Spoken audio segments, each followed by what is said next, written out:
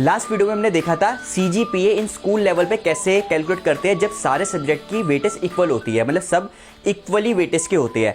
But university और college में क्या होता है कि आपके हर सब्जेक्ट की वेटेज अलग होती है। कुछ सब्जेक्ट ज़्यादा इंपॉर्टेंट होते हैं, उनकी वेटेज ज़्यादा होते हैं, उनके क्रेडिट ज़्यादा होते हैं, कुछ सब्जेक्ट कम वेटेज के होती है। तो अब हमें ये देखना है कि स्कूल और कॉलेज लेवल पर हम CGPA को कैसे कैलकुलेट करते हैं। तो देखो, किसी स्टूडेंट का CGPA कैलकुलेट करना, पूरे एंटायर कोर्स का CGPA कैलकुलेट करने के लिए सबसे पहले हमें उसका पर सेमेस्टर का एवरेज ग्रेड पॉइंट को कैलकुलेट करना पड़ेगा, जिसको बोलते हैं SGPA।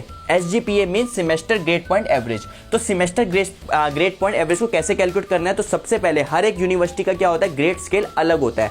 तो सपोज कोई एक यूनिवर्सिटी है, वो ये वाला ग्रेड स्केल को फॉलो कर रही है कि जिसके 91 से 100 मार्क्स है उसको O ग्रेड मिल रहा है, आउटस्टैंडिंग 10 ग्रेड पॉइंट, 81 और 90 उसको A+ मिल रहा है, उसको 9 ग्रेड पॉइंट मिल रहे हैं एंड सो ऑन। अब ग्रेड पॉइंट्स आने के बाद ये यूनिवर्सिटी यहाँ से ग्रेड पॉइंट उठाएगी। अब मान लो एक स्टूडेंट है, एग्जांपल लेते हैं, एक स्टूडेंट है, उसके मार्क्स ऐसे आ रहे हैं मैथ्स, फिजिक्स, केमिस्ट्री, कंप्यूटर और इंग्लिश में, जो उसके ग्रेड पॉइंट्स बने इस ग्रेड स्केल के हिसाब से उसके ग्रेड पॉइंट सपोज ये बने कि मैथ्स में उसके ग्रेड पॉइंट 9 है और मैथ्स 4 क्रेडिट का कोर्स है। 4 क्रेडिट का कोर्स का मतलब क्या होता है कि वो एक वीक में 4 लेक्चर्स उसको लेने पड़ेंगे मैथ्स के, ठीक है।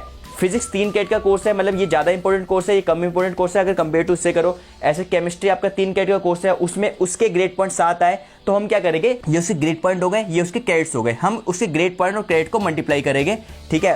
तो समेशन ऑफ GICI जो ग्रेड पॉइंट और क्रेडिट का जो मल्टीप्लाई का सम आया वो 124 आया और सम ऑफ ऑल ग्रेड पॉइंट्स इतने आए। तो जो SGPA बनेगा आपका, SGPA क्या बनेगा, sum of grade point into credit divide by total number of credits, ठीक है। तो इस स्टूडेंट का जो ग्रेड पॉइंट आया वो 8.27 आया, ये इस सेमेस्टर का आया।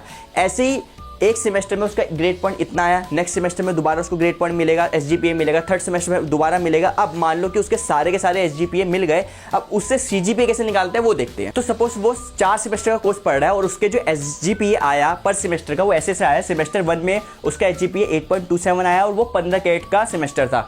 ये टोटल क्रेडिट कैसे कैलकुलेट हो रहा है कि एक सेमेस्टर में उसके 5 सब्जेक्ट थे, 5 सब्जेक्ट में हर एक सब्जेक्ट के कुछ ना कुछ क्रेडिट थे, उन सारे क्रेडिट को ऐड करेंगे तो टोटल क्रेडिट मुझे मिल जाएंगे, ठीक है। ऐसे सेमेस्टर 2 उसके में उसका SGPA उसका 7.8 आया और वो 18 क्रेडिट का कोर्स था एंड सो ऑन।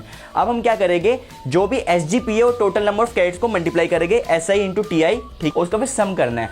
तो आपका फाइनल जो CGPA आएगा वो क्या आएगा, sum of SGPA into total number of credit divided by sum of all credits, ठीक है। तो यहाँ पे आपका जो ऐड आया था, ऐड करके 590 आया और यहाँ पे टोटल नंबर ऑफ क्रेडिट आया 70, तो इसका जो CGPA आया वो आया 8.44।